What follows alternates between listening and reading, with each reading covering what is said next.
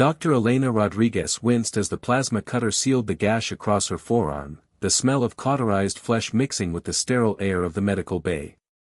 The Kepler station's artificial gravity made her feel heavy after 3 weeks of weightless mining operations, but it was the alien physician hovering nearby that made her truly uncomfortable. Keth 7 moved with fluid grace, its translucent limbs catching the overhead lights like liquid crystal.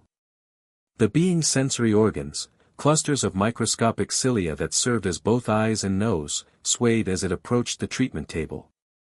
Your circulatory fluid carries an unusual metallic signature, Keth 7 observed, its voice a harmonious blend of tones produced by vibrating gill-like structures. Most curious. Is this a result of contamination from your mining work? Elena managed a weak smile despite the throbbing pain. That's just the iron. All human blood has it. The alien physician's form rippled with what Elena had learned to recognize as confusion. Keth 7 species, the Vorthak, had evolved on a world where iron was toxic, a heavy metal that their crystalline biochemistry couldn't process. Their own circulatory systems used copper-based compounds that gave their internal fluids a blue-green hue. Iron? Keth 7's sensory organs contracted sharply. You carry a toxic heavy metal in your life-sustaining fluid? This seems counterproductive to survival. It's not toxic to us, Elena explained, watching as Keth 7 ran a quantum scanner over her wound. The device hummed softly, its readings appearing as holographic symbols she couldn't interpret. Iron is essential. It's what carries oxygen in our bloodstream. Without it, we'd die.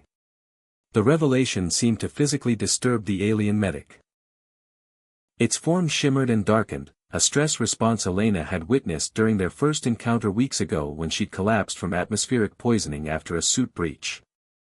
Your species evolved to require what would kill mine, Keth 7 mused, making subtle adjustments to Elena's treatment. And yet, here we are, working together among the stars. Evolution's cruel irony. Elena watched as the alien prepared a cellular regenerator, its movements precise despite what she knew must be deep discomfort.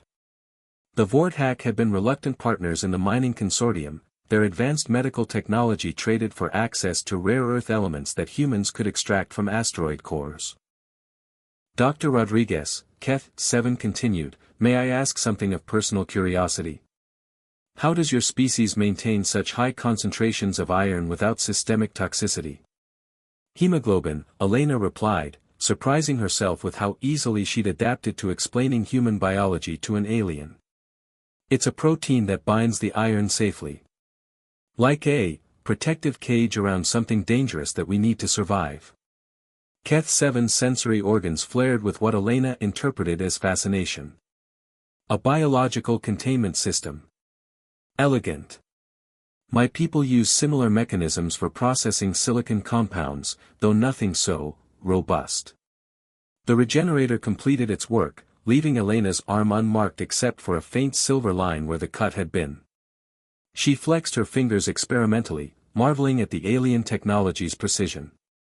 The irony, Keth 7 observed, is that your toxic blood may be the very reason your species developed such resilience.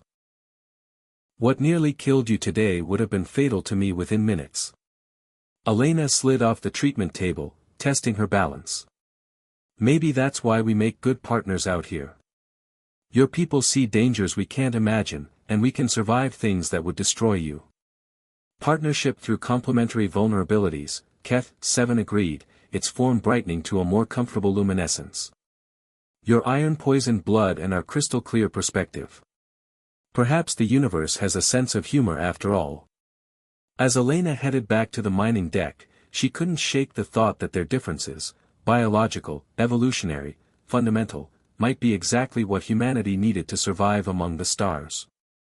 The metal in her veins wasn't just carrying oxygen anymore, it was carrying hope for a future neither species could reach alone.